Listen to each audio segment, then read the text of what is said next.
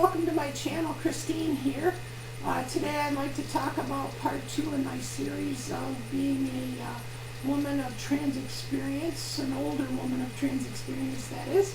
And if you like my content, please subscribe to the video, there we go, the video down below, and keep abreast of what I'm saying as far as what's going on.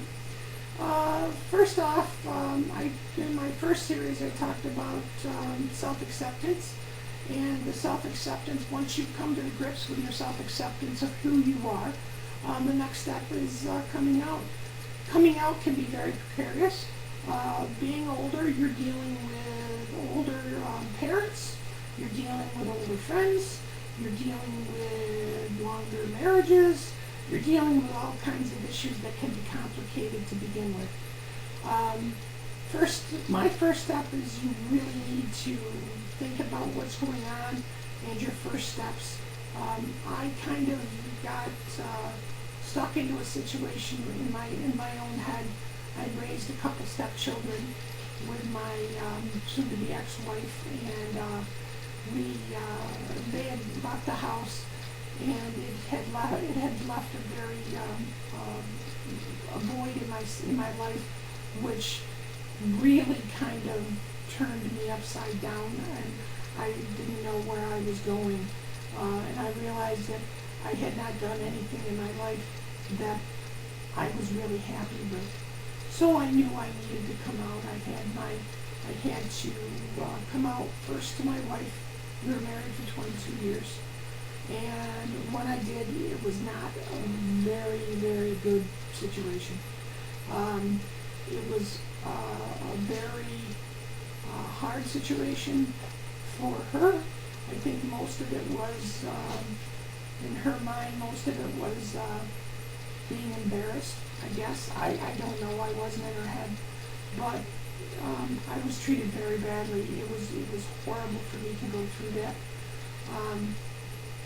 So we ended up separating, and within, like I said in my other videos, within a couple of weeks, she'd already was starting to see somebody, and that again threw me into a very, very bad, dark area in my life where it really scared me.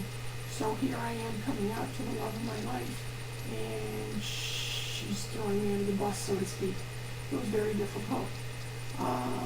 My next process was after our separation, because people were asking. I mean, a lot of people, you're married for that sort of time, we're talking friends, you're talking neighbors, you're talking parents asking what happened. And eventually you have to tell them. You have to tell them what's going on. So I sat my parents down, and that was my next process. I thought about it for a few weeks, and I sat my parents down just before Christmas a couple of years ago, and I told them that I was trans, and I brought up Caitlyn Jenner, and because my parents had followed the story, and I explained to them that my mother's first deal was, what did I do wrong? And I had already come in and made a plan. I had a package together to explain to my mother what gender dysphoria is, that I was born this way, that this is the way I was always, supposed to be. It's just that in our time frame, we couldn't do this. We couldn't feel free to do this. It was very difficult to do this. Christine Jorgensen was very, very lucky because she was a movie star, and she had all kinds of, help at that particular point. I'm a common person, just like most of us. So it was tough for me to explain to them. But when I did, I gave her some references. She done some research.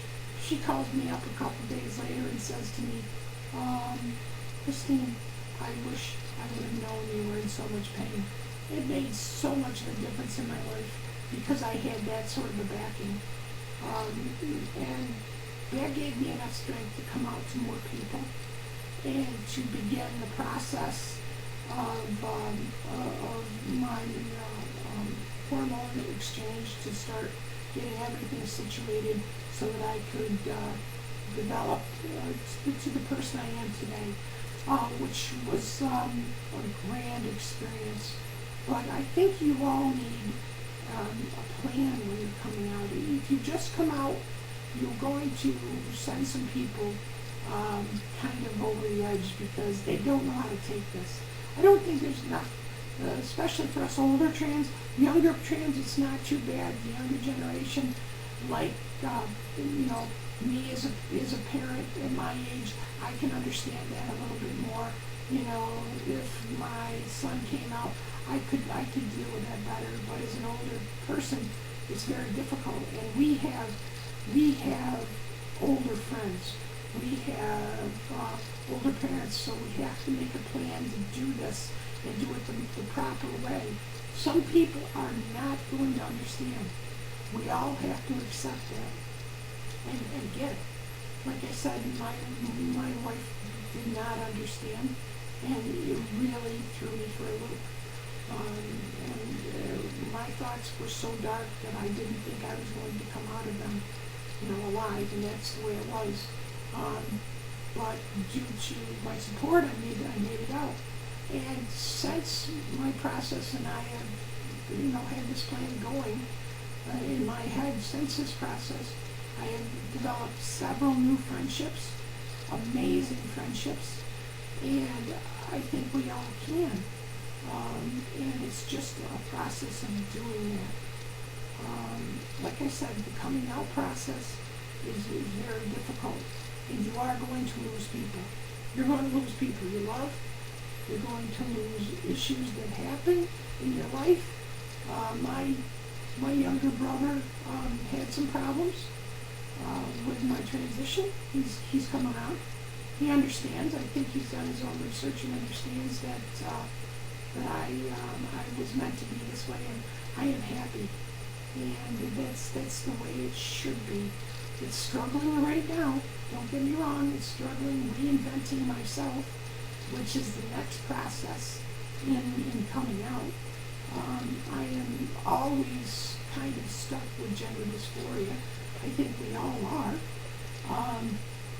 We have this process of I'm not good looking enough. I don't know how to do anything as far as the process of being this beautiful woman that I have become. And it's a learning process day by day because we've started a puberty. We've started puberty at 50, 60 years old instead of 20, 25 to where, hey, wait a minute, you've got 30 years to get yourself perfect on this. Or get yourself close to being perfect. There are so many beautiful women out there. I listen to a lot of the younger trans on YouTube, and it amazes me how beautiful they are because they transition young. I'm hoping that I can get my FFS done, which is facial feminization surgery. That's just something for me. And all of us trans people have our own processes. Some don't want bottom surgery, some don't want top surgery, some don't need any surgeries. They are just who they are, and that's who I am. I just knew I needed to go on and do what I had to do. Since my surgeries, I really have opened up, and as my mother said, I flourished as a trans woman. I flourished as a woman, which she accepts me fully as her daughter, which is great. It is the best thing, and my mom's 80. And I wish that I wish everybody could have a mom as good as her. My father is just as good. Don't get me wrong, I should talk about both my parents. My father is just as good. It wasn't even difficult for him to accept it. It's he has his own issues right now, not with me, just life in general. But I just wish that I was able to ease the pain for my wife for her to understand more about transitioning and how much happier I am today. And the issue is that my mother said to me, well, you didn't want her to become a girl who likes girls, And, she wasn't that type of a woman, and I understood that. I didn't expect that. That's not what I expected. What I expected was a little bit of compassion for 22 years worth of marriage, which I received really none. It was a horrible, horrible situation with her. And for 2 years, I really could not work. I was not mentally stable enough to work. I was concentrating on what I had to do for myself until I finally came to the grips that, guess what, it's time to take care of me. It's not time to take care of Amy. It's not time for her to jump into my life and ruin it. It was time for me to take care of me instead of always taking care of her. It was the greatest thing that I ever thought about doing. I just want to reiterate that if you like this content, please subscribe to my channel. And my next discussion, I think I'm going to be talking about my process of my surgeries and the process of planning them and the process of becoming who I am and trying to fight gender dysphoria. Because as a trans woman, as an older trans woman, we have a very, very bad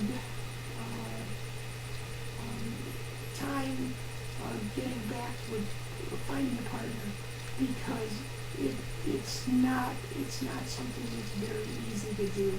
I think there's 65% ratio that you may not ever find one because we're not accepted into the female community, or the male community can be very difficult at that particular point. I hope I do find somebody. Right now I'm trying to concentrate on my life. I'm trying to get through the process of reinventing myself, which is real enlightening. I have experiences on both sides now, and I can learn so much. I hope to bring some of those experiences to YouTube as an older person, as an older trans person, because I don't think the younger trans people, the younger trans women or trans men can get some of those experiences out. I think because the baggage that they had coming into it is less than the baggage that I did. So it kind of left me in a very difficult situation.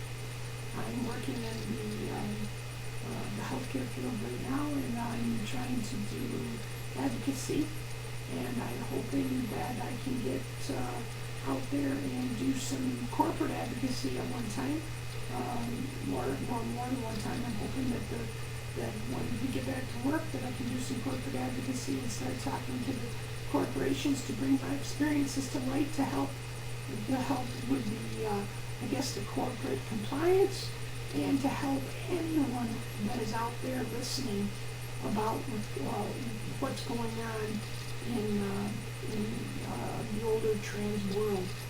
And it's very difficult to explain all of it, but my life experiences are a great tool that I can use to explain that. Like I said, I hope you enjoyed this content. Please, again, if you did, subscribe to my channel. Leave me a comment, and I hope to be talking to you soon. Again, Christine, we'll talk to you later. Goodbye.